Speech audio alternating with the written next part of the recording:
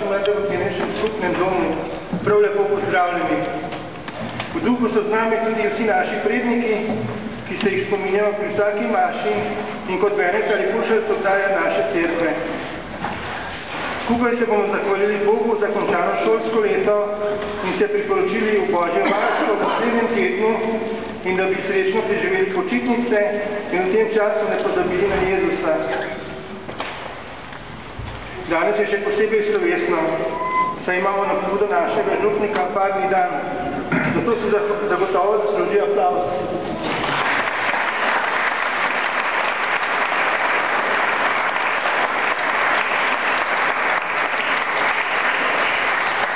Prav tako pa tudi nagrado.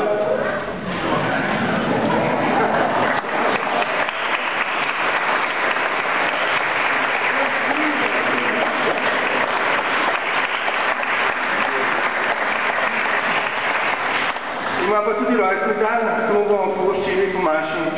No, toliko o sladkostih, sedaj pa še o naših slabostih. Prav je, da tako kot smo čokolade položimo tudi, pogledamo naše srca in pogledamo, kaj je vlik slabo in to podarimo Jezusu in tako naredimo prostor za spravo, ljubezen in služitve med nami in z vsemi, s katerimi se srečujemo v življenju.